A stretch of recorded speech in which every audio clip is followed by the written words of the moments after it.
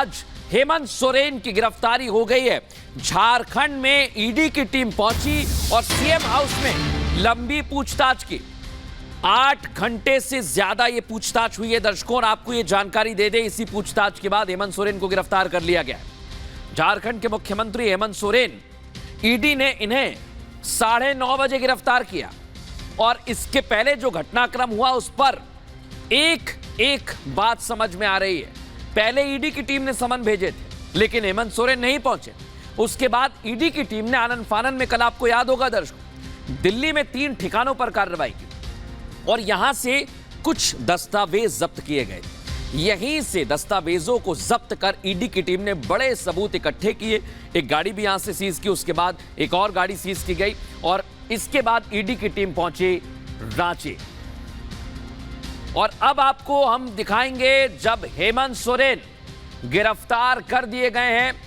हम आपको तस्वीर ये दिखा रहे हैं, जब ये राजभवन पहुंचे थे तब की ये तस्वीर है, लेकिन अब इस्तीफे की तस्वीर आप ये देखिए। अभी हम दिखा रहे थे राजभवन जब जा रहे थे, ये इस्तीफा सौंपा है राज्यपाल को और उनके ठीक बगल में खड़े हुए हैं चंपई सोरेन।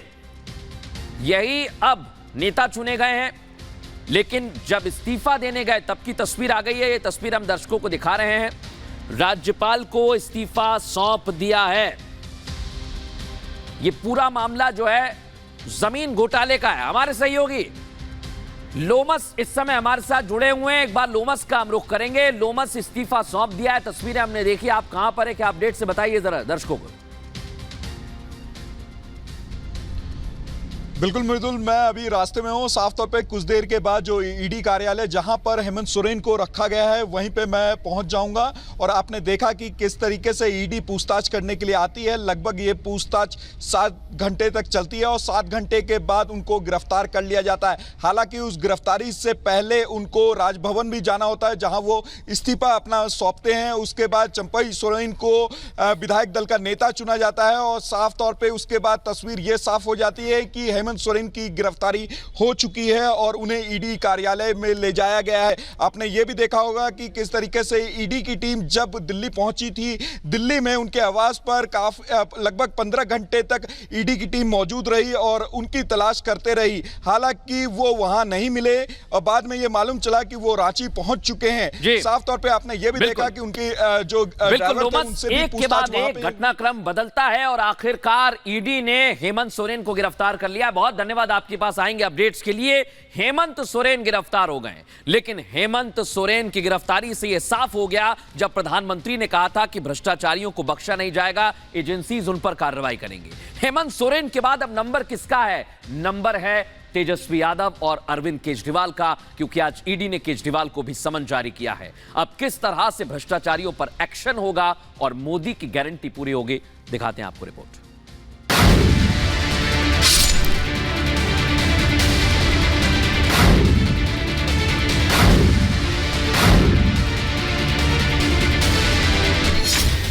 मोदी की गारंटी, नहीं बचेंगे भ्रष्टाचारी।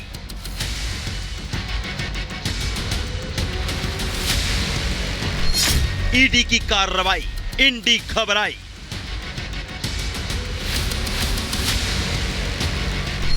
ईडी का जाल, तेजस्वी सोरेन केजरीवाल। मेरी गारंटी है, हर घोटालेबाज पर कार्रवाई की गारंटी। भ्रष्टाचार और भ्रष्टाचारियों को एक्सपोज करने का बीड़ा मोदी सरकार उठा चुकी है।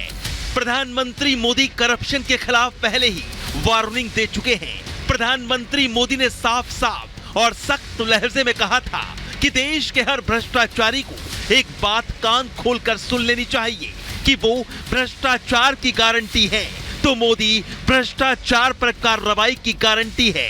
जो भ्रष्टाचार करेगा वो बचेगा नहीं। इधर दिल्ली से बिहार और झारखंड तक प्रधानमंत्री मोदी की चेतावनी का असर दिख भी रहा है। जांच एजेंसी ईडी लगातार एक्शन में है। 2 मुख्यमंत्री और एक पूर्व उप मुख्यमंत्री ईडी के रडार पर हैं। दिल्ली के मुख्यमंत्री अरविंद केजरीवाल को ईडी ने कथित शराब घोटाले में पेश होने के लिए 5वां समन भेजा है, तो झारखंड के सीएम हेमंत सोरेन भी जमीन घोटाले से जुड़े मनी लॉन्ड्रिंग मामले में ईडी के सवालों का सामना कर रहे हैं। और तो और बिहार के पूर्व डिप्टी सीएम तेजस्वी यादव पर लैंड फॉर जॉब स्कैम में ईडी सवालों की बौछार कर रही है। यानी ईडी के जाल में तेजस्वी, सोरेन और केजरीवाल फंस चुके हैं और तीनों पर लटक रही है गिरफ्तारी की तलवार। लेकिन इंडी अलायंस के इन तीनों ही पार्टियों के कार्यकर्ता अपने अपने नेता को साजिश का शिकार बता रहे हैं और जांच एजेंसी ईडी को बीजेपी की कठपुतली करार दे रहे हैं। नहीं, ऐसा तो कुछ नहीं होना चाहिए, क्योंकि जिस विषय पे उन्हें समन किया गया था उस पर उन्होंने तमाम बातें रख दी हैं। कानूनी रूप से सब कुछ सही है, लेकिन चूंकि पूरे देश में भाजपा जिस तरह से चुनी हुई सरकारों को अस्थिर कर रही है, कई सरकारों को गिराने की कोशिश की है और झारखंड में भी कई बार ऐसा प्रयास हो चुका है, इसलिए हर तरह की परिस्थिति से पार्टी तैयार है। अब कल ही देखिए 8 घंटे, परसों 10 घंटे लालू जी, तेजस्वी जी, उधर आप दिल्ली देखिए, महाराष्ट्र देखिए, तमिलनाडु देखिए, बंगाल देखिए।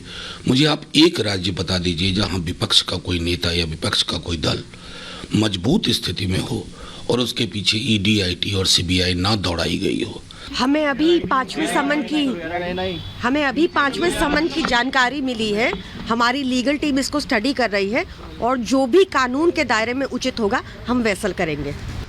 जांच की फांस में फंसी जेएमएम, आप और आरजेडी, इस सब के पीछे बीजेपी को जिम्मेदार ठहरा रही है।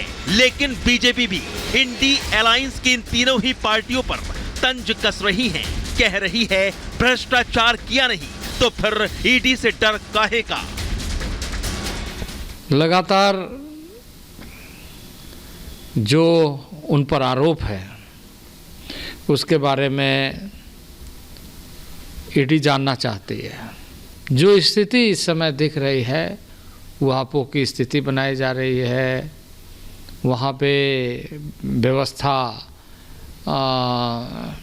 धूल धूसरित हो रही है और अनिश्चितता के दौर में पूरे झारखंड के नागरिकों को धकेला जा रहा है। अभी 5वां सम्मन आया तो मुझे लगता है अरविंद केजरीवाल फिर कोई अपनी ट्रैवल प्लान बनाएंगे, गोवा का या पंजाब का, जैसे वो हर बार करते हैं।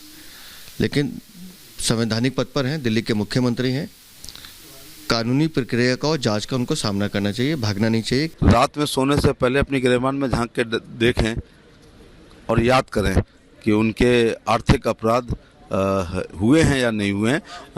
राजनीति में आने से पहले और इस समय उनकी निजी संपत्ति में कितना इजाफा हुआ है उनके रिश्तेदारों में, फिर वो अपने आप जवाब दें कि ईडी जो है उसका दुरुपयोग हो रहा है या ईडी अपने कर्तव्य का निर्वहन कर रही है। अब सवाल यही है कि क्या प्रधानमंत्री मोदी ने विपक्षी पार्टियों पर लगे घोटालों के आरोपों की लिस्ट तैयार कर रखी है? क्या चुनाव से पहले सारे के सारे भ्रष्टाचारी जेल जाएंगे? Bureau report, Republic Bharat.